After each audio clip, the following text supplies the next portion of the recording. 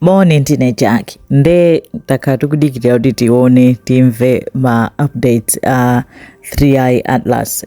Mwala uja kuzungulira mlengalenga, ena akuti ndi mwala, ena akuti si mwala, ndi ship ya ma aliens.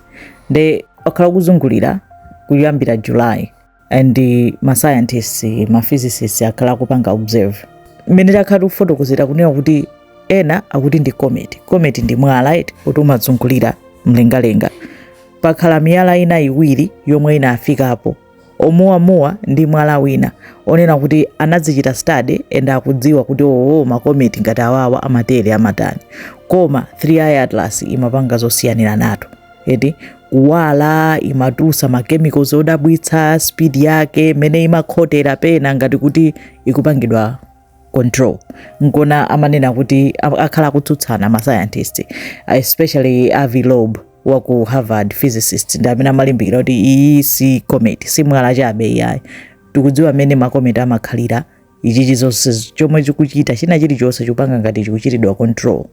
Nde ma telescope osiyanasiyana amene ena aluna kuti ali mlengalenga, ena ali mu earth muno akhala kumajambula iti, koma the difference is kapena titi vuto ndilonena kuti nanga si chinthu chikuwuluka kachikuyenda kutali kwambiri eti ndi kutolera data ndikovuta kwambiri kunena kuti aonetsetse kunena kuti kodi mkati muli chani. Chifukwa ma scientists amafuna kudziwa kuti chinthu chindi chani ndipo chachokera kuti eti chikuona kuti chachokera kutali kwambiri, koma kutaliko ndi kuti zatsegula ma scientists mutu kunena kuti mwinatu dzikoli universe si mmene anthu tikuyiganizira. There's too much more zonena kuti sitidziwa ndipo mwina sitidzadziwa. Chifukwa nawo funso ndilonena kuti ngati chikuchitidwa control chachokera kuti star system yake iti eti chalowa mu solar system mwathu muno chakhala chikumazungulira ndi mwala chabe. Ngati uli mwala chabe ndi ukumakhota choncho banje. Nde ananena kuti approach yomwe itakhale kuti chayandikira kwambiri ku planet yathu Earth ikhala pa 19 December. Nde ma scientist jani aliyese anachalirira zipangizo zawo zonse anazichita point towards pomwe panali 3i Atlas kuti ajambule aone kunena kuti chipanga chani, chingodutsa chikhota, palibe amene amadziwa chitachitike ndi chani. Nde ma department osiyanasiyana ama physicists ku NASA uku kuti Michael osiyanasiyana anali on high alert kunena kuti tione kunena kuti chitachitike ndi chani. Nde pena umazawala ngati green, pena mene umazayandikira no Earth unayamba kuwala gold.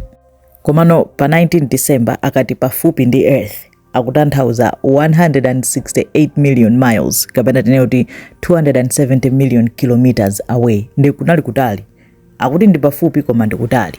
Ndi pafupi chifukwa chonena kuti chinthucho chikuthamanga pa speed ya mphamvu kwambiri yonena kuti chitati chingokhota chikozopezeka kuti chikufika msanga kuposa mmene tingaganizire. Nde pa 19 ma observatories, ma telescope, machani zonse zomwe anayika kuti ziziunikira zinachita observe kunena kuti chinangodutsa Earth, sichinakhote sichinatani, changodutsa kumapitirira. Ndi kumene chikupitirirako chikuoneka ngati kuti chikutuluka mu solar system, chifukwa chonena kuti ma telescope akujambula koma chamba kupanga dim, so chikupita kutali konena kuti olo ma telescope apa Earth mphamvu alibe zonena kuti angamachijambulebe, chikungopita chikusowa koma ajambula mene chinali chapafupimo ajambula as much as possible kuti ayisire kuchichita study. Komano study yake ndiyongo khala dependent on zomwe ajambula. They have to study from chithunzi as opposed to kuchiyandikira nkuona kuti chinthu chinchotani. There's no way angachiyandikire chifukwa choti speed yake palibe chinthu pa Earth chimene chimathamanga speed ngati mene chikuthamangira chimwalacho. Nde kudutsa komwe chadutsa pa Earth akukutcha flyby. Nangazi yangodutsa awicha di flyby. And ifate chikutulusa magases osiyanasiyana eti chikutulusa carbon dioxide, chikutulusa diatomic carbon, chikutulusa zinthu zosiyanasiyana zonena kuti akukhulupirira akuyesera kunena kuti atolera data from zinthu zomwe zikutuluka muchani mu 3i Atlas. Nde mena ma scientific agencies ena akupanga maplani onena kuti maybe ayambe kukonza njira yonena kuti pakazatulukiranso chinthu china ngati chimene chocho apeze njira yochichita intercept kuti achipeze aone kunena kuti muli chani. Koma zimenezo zikhoza kukhala zovuta. Achipeza bwanji zenizoni kuti zili kutali kwambiri, tilibe china chilichonse pa earth chomwe chili ndi speed ngati imene yoyo kapena chomwe chimafika kutali ngati kumene koko eti chinjoneri chinakazungulira kuseri kwa dzuwa eti. So achipeza bwanji kuti pakuyenera kuti padzakhala zaka zambiri kwambiri tisanafike level kapena point yonena kuti tingathe kupeza zinthu ngati zimenezo zonkuzipeza nkuzichita study. Nde nkhani ndiyonena kuti chafika chadutsa chikuoneka kuti chikupita, but still anthu pa earth sitikuziwabe kuti chinali chani chimadzatani ndi chani, anthu akakanakangana.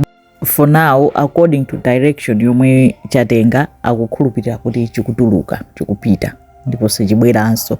Koma awo ndi maganizo chabe kuti sichibweranso, sakudziwa kuti chibweranso sichibweranso.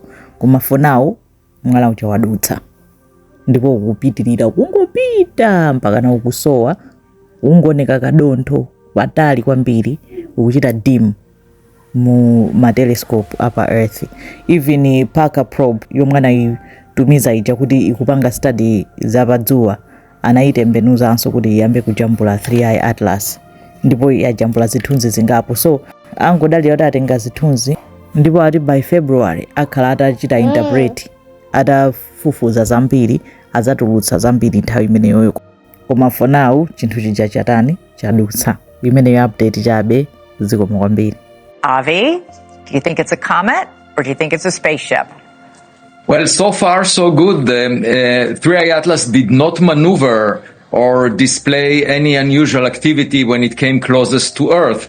Some Earthlings might find it insulting, but the truth of the matter is that with its initial speed, it must have taken it a billion years or many billions of years to cross the Milky Way galaxy. And so when it started its journey, there were no humans on Earth, and Jupiter must have been the center of